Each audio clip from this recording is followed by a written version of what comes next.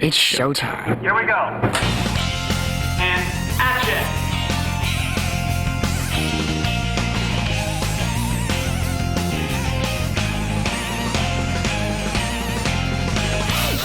Ultimately, this movie is about Jason coming up against Wolf. Wolf is Jason's cautionary tale. The movie is very much about Jason going up against his worst version of himself. Jason's, I guess you can say very normal. Not normal. I don't really lie too much. I would say that when we first meet Jason at the beginning of the movie, he lies. I wouldn't say he's a liar, but he lies to get what he wants. He exaggerates, he twists truths. He's willing to do what it takes to get what he wants. In the movie, Jason writes an essay for school, and Marty Wolf finds the essay and turns it into a movie. And there's this trailer coming on. Oh, big fat liar. And I'm like, that's my story. I think I wrote that. He said to his dad that he had done it, and so he wants to get his dad's trust back. So that's really what it's doing, because he's a liar. On some level, he's always trying to get something out of somebody. The challenge then becomes how to have a character who is all those things and also likable. And that's what Frankie has brought to the movie. No matter how manipulative he is at his core, both Jason and Frankie have this kind of really sympathetic, likable quality. He knows what he's doing. He knows what he wants. Somebody at that age who's able to bring the goods when the goods are needed, it's amazing. You know, he's totally at ease. That's what's so enviable about it. That kid is smooth as silk, cool as ice. He's good. We're incredibly lucky in this movie in that we have two of the most popular stars for kids of all ages. These kids are the embodiment of kids' dreams. Frankie and Amanda get to live out a lot of kids' dreams in really exacting and appropriate revenge on a kind of nasty character. I get in a whole bunch of tangles with a bunch of different people. I'm just constantly fighting with people and chewing people out and going after people. But it's kind of fun for the guy.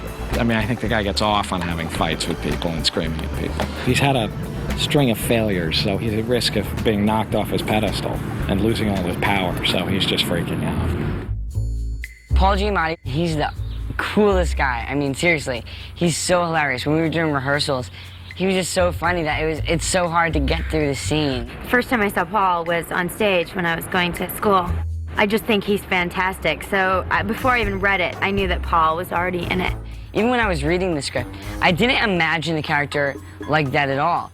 But now that I've seen Paul play Marty like that, it couldn't be any other way. He just brings so much to the table. It feels like he brings something new every time he acts. I didn't mention the indignities when I offered him the role. What I promised Paul straight up from the get-go was that we weren't going to just make some lame, soft, patronizing kid movie. We're going to make a movie that kids will love, but a movie that is sharp and arch and satirical. If he would have just, in the very beginning, said, okay, you know what, I'm going to call your dad and say that you wrote it, then we wouldn't have had to do all these things. But, you know, he egged us on. The thing about Amanda in this movie is that whatever there is on the page, she adds to it tenfold. Her character is so much more fleshed out than what's in the words, and that's really been a testament to her personality and her instincts. Being a great actor takes huge guts. The thing about Amanda is when you have her in your movie, not using that improv skill, not using that versatility, it's like having this huge resource and not tapping into it. And we were friends before we started filming, so it was easy to be friends, of course, on camera. We didn't even really think of it. You know, we were just close like that. I think it's really vital that you know the person or, you know, or even friends with them instead of just meeting them the first day and it's like, okay, we have to be best friends. She brought so much to the adventure and she helps me out in so many ways in the movie. She has so many voices that she does and everything. It was just hilarious. The part that I liked the most was when we stayed at the prop warehouse and in the wardrobe warehouse. We find a set and it's, you know, we go in there and that's where we stay. It's like a set of like a TV show or something and there's food and there's beds and it's our little hideout. These kids are they're plunked down in this situation. They're living alone, unsupervised, on a movie studio backlot. What would that be like? I mean, that would be cool for you or I, but imagine if it were also, you know, no parents, no rules, no limits. And so what we wanted is this movie as a ride idea. It was as fun as it looks. We actually called ourselves Lot Pirates because we would just steal shots from everyone else's movie. We were like the little scrappy kid who's like, I'm gonna steal that, I'm gonna steal that. So it was really fun. Well, Sean is very cool because when he wants me to do something different, he says it and I understand. There's a lot of times where a director will tell me something and you still are unsure what he really wants and means by that. I went to college with Sean. We did some plays together, so it's nice. I mean, he's a guy that's really good at what he does. Ready and action! Sean is just very upbeat. He's so easy to be around. You can tell by Sean's face when it's right and it's time to move on, and he moves so fast, and I love that. I actually had to ask him, I was like, how many movies have you done? He was like, this is my first one. That's pretty amazing for him to come through the way he's come through. There was something about his way on the set, the way he dealt with actors, the way he managed his day, the way he just was fully in control, always with a sense of humor, always understanding where the comedy is, and it just doesn't feel like, you know, we're at war like it often does on a movie set. The fact that many of us came from TV and were used to working at that pace was really helpful. We all knew we had been given a shot. My name is Jaleel White, okay? Urkel was a character I played when I was a child. Jaleel White. That guy was great. He was really great. He was very, I mean, he was very funny, and he was fun to work with. Whoa, whoa, whoa, whoa, whoa, whoa. Watch yourself, Wolf. Watch yourself. We wrote that part for Jaleel. We had no idea whether he would go for it because it required him being willing to make fun of himself. The thing about that performance is that once you get past the Urkel joke, you're left with this, I think, hilarious character. I just, I like doing scenes with animals. And Jaleel just really funny. What can I say? I mean, you don't spend that long on a TV series honing your comedy chops without gaining the fruit of those years. Chicken flapped a couple times and we settled it down, but for the most part, the chicken was just on chill status. He would just sit there and his head would just nod off. So it wasn't as tense as I thought it was because, you know, you got the lights around you, whatever, so if the chicken started acting crazy, I can't jump out the car. I loved all of the limo scenes. I mean, just getting to drive around. Donald's great. He's such a wonderful guy. Really funny, just very sweet and down to earth. I was Frank Miller at one point in my career. I had an odd job to pay my rent, and I just wanted to be an actor. But I knew if I didn't get a job, I wouldn't be able to eat. I've never met a Marty Wolf before. I've heard stories of someone or some people like Marty Wolf. But that's a miracle. He's a miracle. Pedal to the meadow, Ricky, returno! Got a movie to shoot. Wow, he's so ruthless, it's ridiculous. I based the character on a couple of people that I've met. I didn't have to do a whole lot of research. I just remembered a lot of the stuff that these guys did. I haven't really worked with people that yell and scream that much, no. I mean, I've been lucky. But you can be mean without yelling and screaming. I mean, I like to think I'm not much like Marty Wolf, but I kind of enjoy playing a guy like that, and I don't think I'm much like that.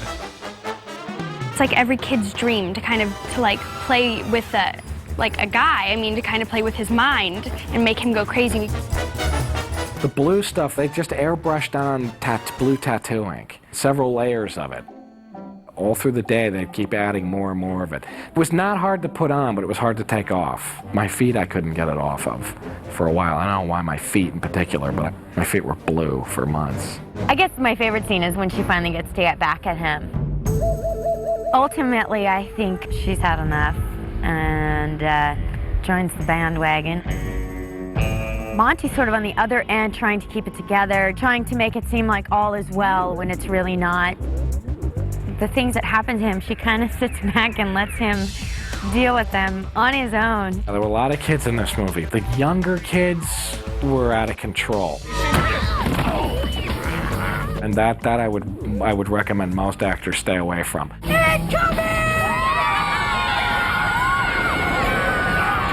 One of my favorite parts about making a movie is that everything is out of order.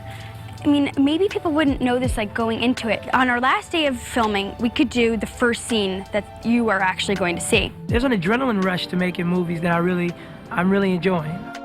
just being on the set, I mean, I'm having a blast. Everyone's so cool, and getting to film on this lot. You know, this lot's so huge and fun because there's so much to do. My favorite time with Paul is usually when the camera's not rolling, and it seems like with two kids, we're the ones who get in the most trouble. We're the ones who are constantly told to pay attention and be quiet. If we were to revisit Wolf a year, 2 years down the road, he's working at like the popcorn concession stand at some ratty old theater in Paramus, Mr. Funnybones at his side, just feeling pathetic, beaten, and, you know, just kind of woeful. Oh, he's going to be back. He'll be back on top. Absolutely. He's been there before. He'll get back up on there. He just wrote a paper for school, you know, and it became a big, huge hit. Maybe now that he does have this credit, you know, he'll have people calling in. That's what the kid will become if he doesn't clean up his act. He will become that guy. Frank becomes a huge star. He becomes the next Will Smith. Then and E does a true Hollywood story on him. She's just waiting for the day to turn the tables on him, basically. Just like I am. As for Jason, I think he's certainly written 2 other films. He's probably directing at this point with a multi-picture deal at Universal Pictures. Who knows? Maybe we'll have to wait and find out. I think it's as funny as any comedy you're likely to see, but at the same time, there is a message, there is a heart, there is a real emotional content. It's not just pranks for the sake of pranks. It's about telling the truth and the importance of being honest with people. There's a message there, there's a goal. They really have a mission, they're really out to prove something, and ultimately it's about redemption.